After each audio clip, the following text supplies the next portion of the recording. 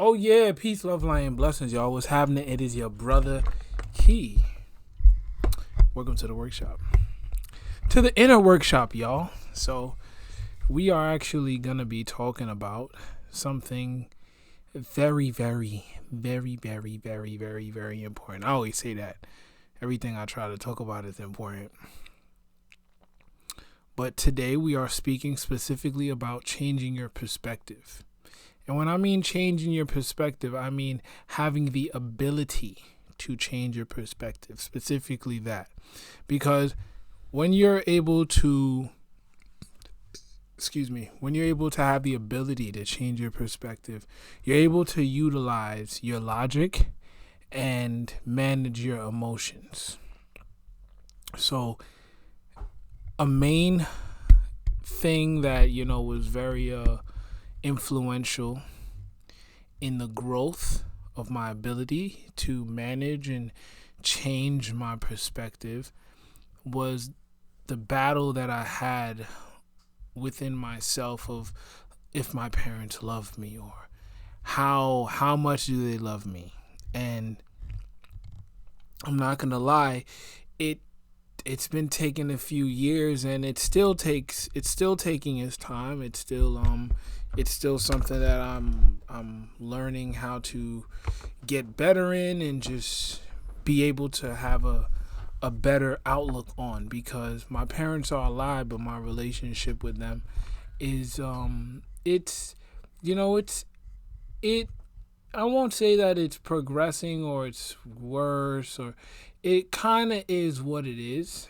And I really want to talk about how magnificent of a blessing they are into my life. I'm not going to be here to complain. I'm not here to talk about what I wish they did and crap, like they should have been doing that. And no, I'm going to talk about what they actually did for me and how me changing my perspective on what they gave me and the quantity and quality of stuff they gave me and how I'm able to use that today. So I'm going to open up with saying they gave me what they had. My mother and my father both was born in Grenada, which is an island that is, and I will tell you right now, the island of Grenada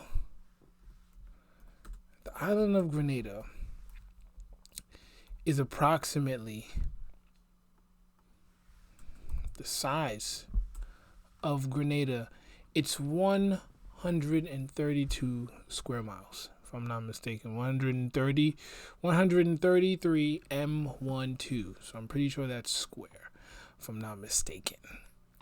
So it's not that big of an island, but it is big. It has mountains, it has valleys, it has precipices. But basically everybody knows everybody. The population is let me see. The population is 109,000. That was the last time it was checked. It was in 2012. 109,000. My parents come from that. That's where I come from. And like it's basically a third world country, and so being born in America means that I came from a third world country to a first world country. I had opportunities that they did not have growing up. I have resources that they did not have, and I just learned a lot about myself here. And I've gone back home plenty of times, with my parents and without. I've checked in with my family, my father's family and my mother's family, but I have a lot more of my father's family in Grenada than my mother's family. So I had to learn how to use what they gave me. You dig what I'm saying? Like you don't get mad at Home Depot if you go there for 12 pieces of specific lumber and they only got 10 or they only got 8. You know what I mean? Like if you have to go to another Home Depot, or if you have to maybe wait a couple weeks or however long, place an order to get the other pieces, then you do what you got to do. But you don't go screaming, I need to see the manager because on the website it said that I'm supposed to get 12 pieces, but you only got 8 available. What kind of establishment is this? Like, you start complaining instead of being happy that you got any, and then you have the opportunity to place an order to get more. It's about changing your perspectives and making sure that your emotions is in the right place. Granted, if you go to Home Depot and they do have 12 pieces of lumber, but they only decide to give you 8 because they feel like it, then that's a different story, right? So and how does that relate to my parents? I've noticed in certain predicaments or certain conversations that when I really wanted them to give me more or have some type of more availability or emotional connection, they just wasn't, present. And I used to get really upset about that, especially when I was younger. And, I really spoke to God about it, and I also looked at myself, and I'm like, what if they never learned how to make themselves available on that level? What if they made progress, but this is as much progress as they could have done, and they're meeting me where they are? What is my duty now? Am I going to be upset about it every time I have a conversation with them or every time something uneasy happens? Or am I going to appreciate the fact that it was even available, maybe a portion, and hopefully we'll be able to make some progress, maybe. Or maybe never. But I'm happy that I'm able to, even have that type of awareness and exercise that type of maturity and growth with my parents.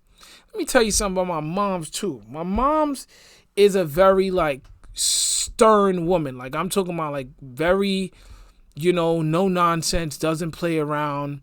She's not really a hugger like that. And when she does hug, she hugs and she really likes to, but she's not really a hugger. Like, she doesn't come down, how's your day going? Are you okay? Like, I never had that type of relationship with my moms. And my dad is very, I'm going to tell you how to do it. And I'm going to tell you my experience. And it doesn't really matter what your experience is because I know what I'm talking about. So it doesn't leave a lot. It didn't leave a lot of room for me to express myself and grow in my expression and actually be on some they listen. And because they listen, I'm able to have, I'm able to learn how to converse in a way that I can attack the world. It was reverse. So because the conversations was dysfunctional with my parents, it was dysfunctional with the world and people. I lost a lot of friendships because I just didn't know how to communicate well, because quality begins at home. All of the quality that you build begins at home. So with my family and my moms and my dad, the communication wasn't always the best. But when it came to having a roof over my head, had it. When it came to being dressed, even now today, I make sure that I'm my pops and my moms fly. Make sure that their clothes is ironed, pressed, washed. You know what I'm saying? Smells good. Making sure that they're, that they're presented in a good way, in a good manner, just very militant. And those values is what made me the man that I am today.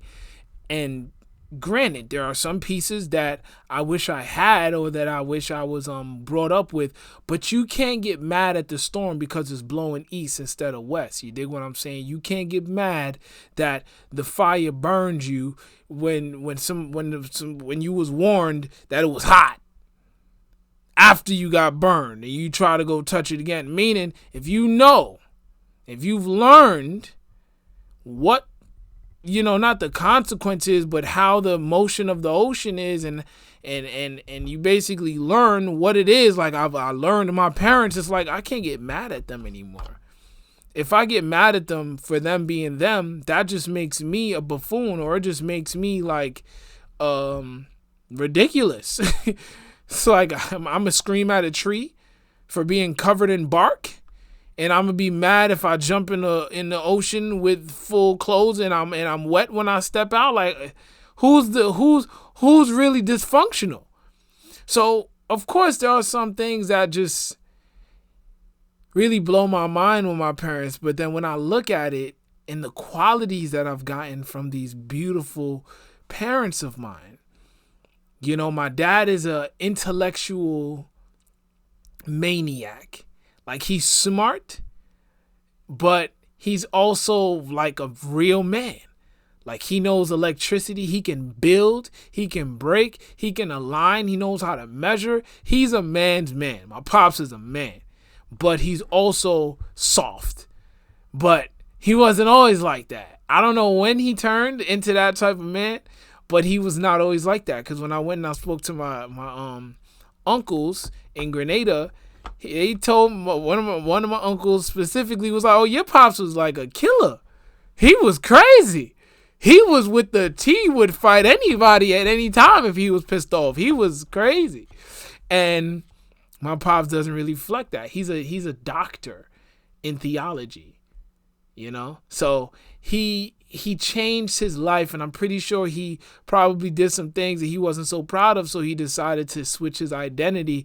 And with that happening, this is just my hypothesis, and with that happening, he locked up some pieces of his past and some chapters that probably would have helped me if he told me about it, and I probably would have gotten ahead in life and just, because that's the role of a parent. If I ever am to become a parent, all of the things that I've learned, I'm going to tell my children about it, with grace, so that they can get what I got and they can have a way better chance at life. And when it comes to my mother, was a fly young lady, and my grandmother was on some yo, ain't no boys in the house, so I don't know what's up. My mom's and my pops met in church. They knew each other from church and just from back home.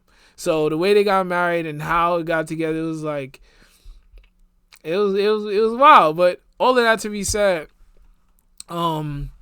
it's like either I'm gonna be upset about what they gave me, or I'm gonna make something of it. And I decided to make something of it. So I saw a lot of trouble growing up. I used to be very rambunctious, bouncing off the walls and doing all these things. But I learned that essentially, my core and who I am, my genetic makeup, after I came to peace with the fact that I'm just like my dad, I look just like the man. I have his whole face, and I have my mother's eyes, and I just learned a few things that, I don't want to get away from my parents or who they are, because I'm going to carry them with me for the rest of my life. Without them, I would not exist. The fact that their union happened is the reason that I was born.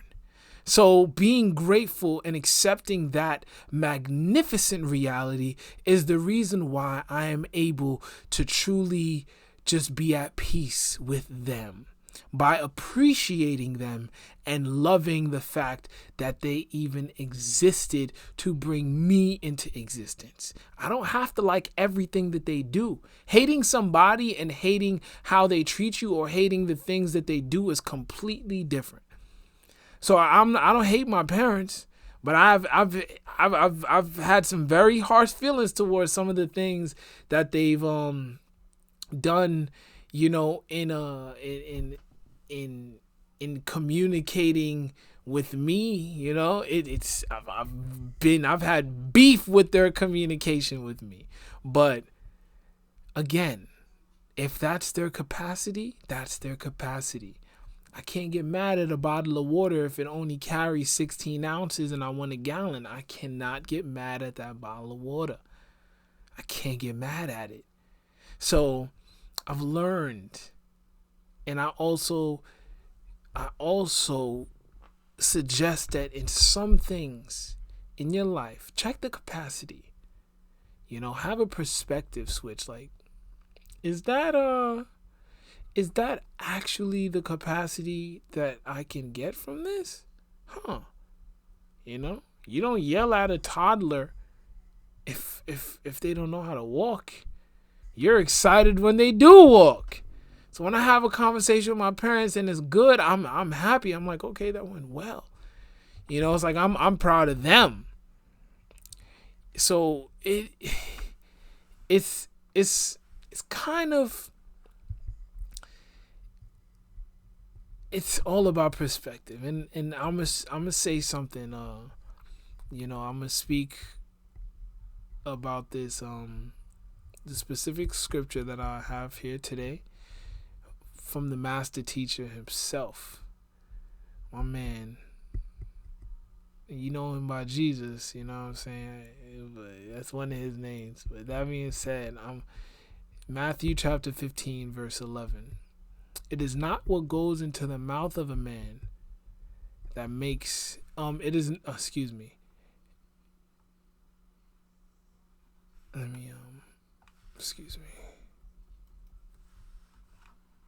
Let me get this scripture. It is not what goes into the mouth of a man that makes him unclean and defiled, but what comes out.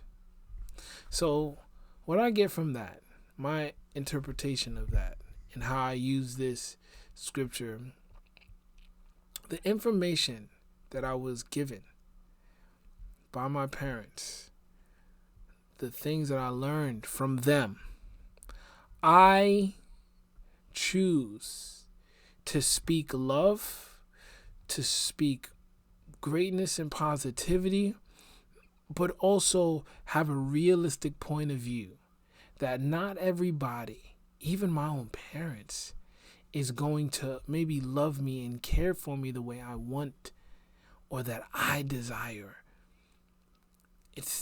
That's not the way the world works. Not everybody does what you want them to do, even if they brought you into this world or they may be your kin. It is not required of anybody to do what you want them to do. So, granted, what if every single time my parents speak to me or I speak to them, I get angry and I get pissed off? And I've had some really difficult conversations and some very hot discussions with my parents. And every time I got into like a really tough moment, I went back and I'm like, Dad or Ma, I'm sorry about, the way I communicated my emotions and my feelings. It may have not been appropriate for the relationship, and I want you to know that I'm sorry if I disrespected you or if you feel like I crossed the line. I apologize. Like, I always make sure that they know that I know who's really in charge and who actually is to be respected. And granted, of course I want respect as well, but it's God's law that I need to, and I should always respect the roots that I come from. Now, unless they were completely conniving individuals that tried to kill me, and I'm not gonna go there. They made me. They raised me. They gave me some pretty good tools. They put me through school. Even though I caused hell in school and I had difficult times, I still had a great contribution from my parents.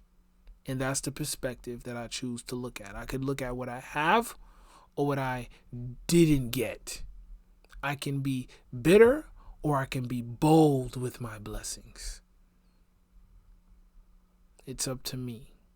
So as I continue to learn more and more and more about myself and love myself, care for myself, it's impossible for me not to care about the individuals who built the blueprint for me, who made the blueprint. I am technically their genetic code and their genetic blueprint. They came together. My mom's had the paper and my dad had the ink. And because of that, I was able to be built and brought into reality. And that is why having a better perspective than a bitter perspective is key to your growth. Because there are some things in life that are ugly. Okay. You got to make it look pretty. And through that, you'll learn that, hey, I don't really have it that bad. Or, I did have it pretty crappy in this area or with this thing, but